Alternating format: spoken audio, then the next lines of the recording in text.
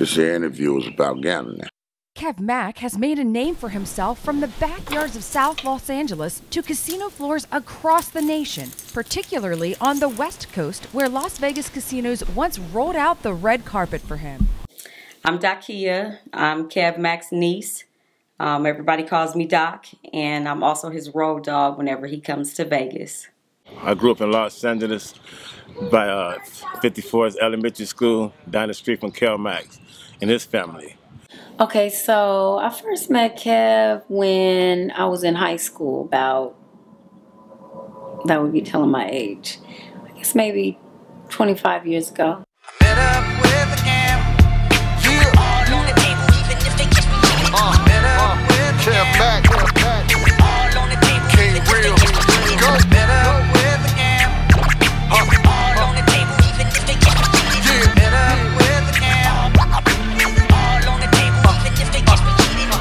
My name is Big Roscoe. My partner, Kev Mac. You know, been knowing the cat a long time. I met Kev Mac as I was about like 5 years old, 7 years old. And I went to school with his brothers, Benny and Lamont. My real first recollection of dealing with Kev was through my daughter's father. And at that time, I think I just knew him as being, you know, a hustler, somebody who was getting money. I really didn't know how he was getting money until I got to know him on a more personal level. And I really didn't honestly know that he was making the bulk of his money. Well, I knew he hustled, but I didn't know that he was really getting money like he was getting it from gambling until, you know, we started spending time together, where I would always be like, why is he in this paper? Or what is he looking at? Why is he picking these teams? Why is he on this computer? He used to have nice cars back in the day. He had a 5.0. And I wasn't actually winning when he lost his 5.0, but I got the history from the people in the neighborhood. They used to tell me all about what Kev Mac do, because we just like brothers. So I kept up with him on everything we used to do. Oh man, yeah, we used to shoot for pig step. A nigga drive off in your car, man.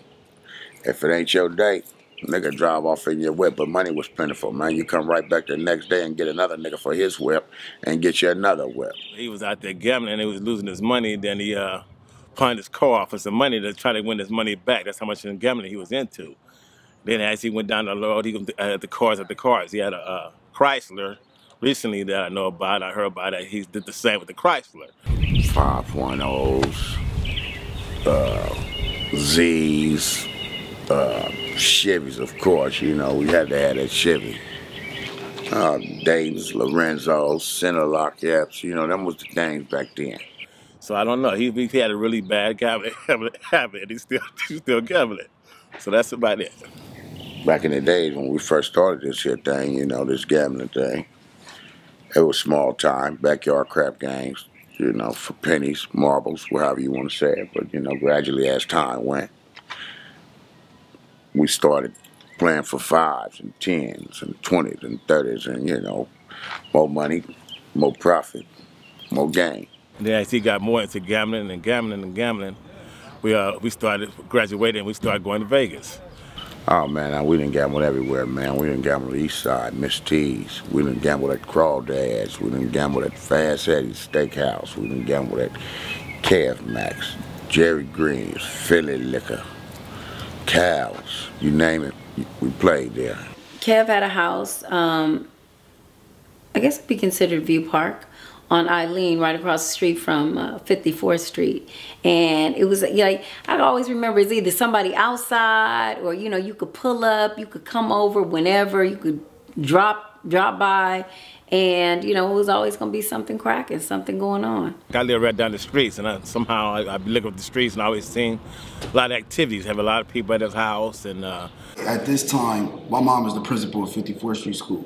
And she keep complaining about a nigga across the street that she want to call the police on. The police always at his house, kicking in the doors and running in and out. And then one day, she's outside with her boyfriend, you know, during her break, and I'm in this nigga house. And I walk outside, and my mama sees me, and she goes, "What are you doing?" And there's always, you know, a lot of activities over there. And we had neighborhood watch. So neighborhood watch be in the meetings always talking about this house, how they used to gamble, and all the people be over there, they gambling. She would always be complaining about shit going on at 54th. It's a hood school, it's hood shit going on. You feel me? And fighting and the can on the front yard, and it'd be a lot of a lot of cars. They had low riders and all that down the street. And I believe there was a lot of money going on there. They was passing money back and forth and gambling all day long, all night. You know, it was a lot of things going on at their house. Oh man, money was plentiful, man. You know, that's when the game was good. You know, you could still flip something and make something, you know. And then you had all kind of other game popping before that strike thing. So, you know, crap games was plentiful. You go in the crap game, and if it's your day, you might win a meal ticket in a regular old backyard game, you know. Same token, if it ain't your day, you get your ass towed up. There was always like somebody, some girl around that like was doing something for him, like making runs or keeping him straight, because he was always so concentrating on getting his money and having that going that he, you know, I don't want to say people were pawns, but he had his life set up to where the people around him did what he needed them to do so that he could continue to do what he wanted to do. Whether that was making runs to the store, getting his food, or, you know, doing whatever they had to do. He used to have a lot of birds. He used to have me come up there and clean up, and he used to pay people to come clean up the house. And I thought he had a lot of money then. He was doing real good, you know, because you got pigeons all in the air, and we go out there watching the pigeons, they clapping their hands and training them and all that kind of stuff. And then he called me up and, Quinn, you need some money? And I go up there and clean up his pigeons, the school pigeons for him, and then clean his yard up. You know, feed his dog, walk his dog, and he used to pay me to do it. So he was doing real good back in there. I guess it was from doing the gambling money. How many people used to be in the backyard? Hundreds of dudes, man, at one single crap game. Dudes piled over each other's back throwing fades. You call it, you pay it. I can remember girls being over, you know, him having friends, or, you know, us bringing, you know, girls over, and I always felt like his friends would come over and be intrigued, like that there were girls over and that there were pretty girls over, and like, you know, kind of like the mystique of what's going on over here, like what's happening.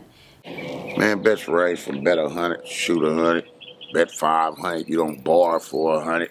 I didn't see them, you know, bar 680 for 1,000. You know, a 10 and 4 mate, 500 a piece. That's $1,000 play. You know somebody's true to something. I know that gambling, you know, gambling is Kev's life. That's what I do. I go to the sports book, get my money. It's like a job to me, a 9 to 5. It didn't matter if we were in touch for a certain amount of time on a consistent basis. No matter what, you never knew. If I didn't hear from him, I never knew if he was winning or if he was losing. You know, and it's funny because he would just be so full of life when he'd be winning. And I call him, we talk, and be like, I'm in Vegas, I just hit. Oh, man. Sometimes I say, oh, is this personal? Because I call him, and he'd be like, man, you know, you just missed it. I was up, you know, 80,000. I was up 90,000 just last week, you know, whatever. He win a lot, but he lose a lot, you know. Man, I cracked the dice game in L.A. in the backyard yesterday. Came out here, went to the strip club, had a little fun. Then come up in this motherfucker this morning and lost every bet I made. I'm about, right now I got 2 pushes and I'm about 0 for 10. I used to ask him the question, you know, so what happens when you're gambling? You just, can you not stop until it feels like you've made your last bet? And I think his response was something like, yeah, pretty much. During his losses or one of his losing streaks, he'll go into sort of a shell. He won't want to talk to anybody. He'll come home, and most of the time he'll just play spades on his computer, or, you know, he'll just sleep. He'll sleep for a couple days straight, and he'll just be depressed as all outdoors, thinking about what his next move is going to be, how he's going to get some more money to make some more bets. You know, if he's pawned anything or sold anything, how he's going to get something back. And that's usually how it goes whenever he loses. I done seen the dude lose, man, and ball up, man, like he even took an electric shock. Can't get out of bed, back go out, stomach ain't working, Rice Krispie, can't keep a Rice Krispie down. You know, I done seen it fuck my boy up, man. I done seen it fuck him up. I'll just give you an example of a good time versus a bad, or a good streak versus a bad streak. Let's say this Christmas that just passed, we really didn't have any family in town. My uncle was depressed for Christmas. He didn't want to see anybody. Nobody got any gifts. He didn't buy anybody anything. And, you know, it just was a bad time for him. But the Christmas before that, he was on a nice streak. He was up. He was definitely winning. And everybody came to Vegas for Thanksgiving and for Christmas. He flew all his family in.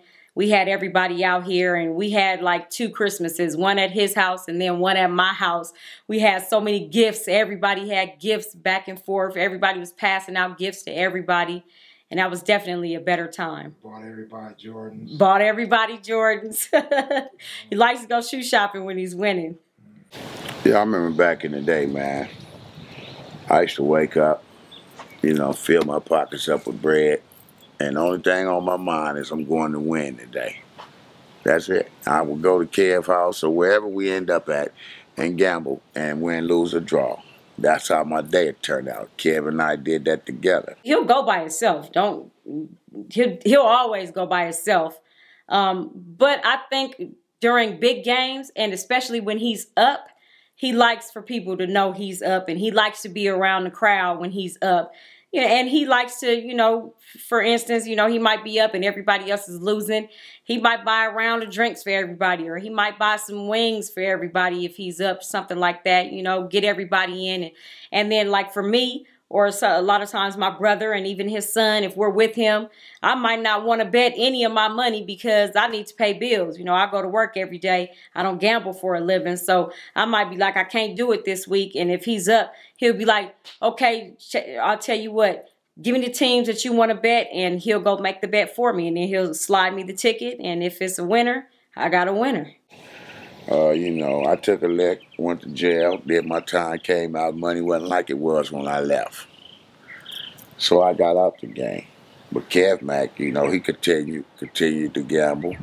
I don't think he'll ever stop gambling. And the reason I say that is because the funny thing about gambling, especially in Las Vegas, is when you gamble so much and you're in the casinos so often, you get to know all the other gamblers that are in those casinos on a day-to-day basis right along with you. So now you have sort of what you may call your gambling family, and everybody expects you to be there first thing in the morning when they're there first thing in the morning. And you're pretty much all going to work, basically. It's basically, to be quite honest, if you were with a man that was working a regular 9-to-5 job, or even a good job making, you know, $60,000, $70,000, $80,000, $100,000 a year, I'd probably say my uncle has made about 3 times that much in a year. Only difference is he might lose it all back. You know, he might lose $40,000 tonight or win $40,000 tonight and then lose $30,000 of it tomorrow. But, you know, the difference is he gets it all at once, as opposed to, you know, getting it on a week-by-week or a bi-weekly basis like a regular paycheck. So when you have all those people that you're gambling with and you see on a day-to-day basis, and you guys are all basically working together, then, you know, you have your little sort of a surrogate family that you know, go check out and hang out with on every day. Never stopped. I'm talking about this guy, man. He went from backyard crap games, man. This dude bet on all kind of sports. He bet on a dog race, man. You know, dude would bet that a snail is faster than the next snail. You know, dude just got the bet. He one of them type of dudes. He was drawn to Vegas because of gambling, but I could remember me moving to Vegas and really me starting, and him starting to come out there. And when he would come, you know, it was always about, you know, bringing money. It was always about leaving money. It was always about, you know, when I was first getting established, helping me get established out there. And I think when he started to come, and maybe I was on my own thing, doing my own thing, grinding my own way, and then he'd just be out there and, you know, he would be gambling. But I think he started seeing where actually being in Vegas would be profitable for him, or would be something that he wanted to do. And so, you know, he bought a house, and then it took on a life of its own. After a while, it just seemed like he got tired of LA, and he just had to be at the gambling. He moved to Vegas, actually, and then he's back and forth, and then he just happened to just get him an apartment in Vegas and stay out there and start making money. You know, actually, I keep up with him. So as a while back, he was making a lot of money, $50,000 here, $60,000 here. He was hitting back to back to back to back, and I was like, wow, he's so into gambling. But this, as I moved along, I just hear about it from different people that we grew up all together with.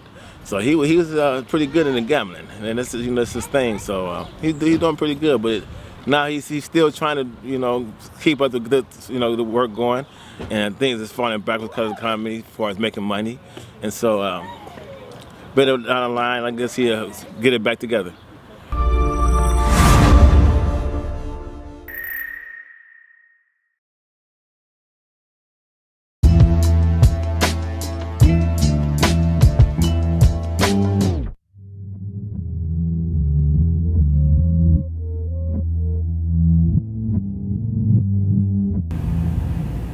So in this segment, I'm going to be interviewing Kev Mac, legendary gambler, and I think what people want to know is what really led you into this life?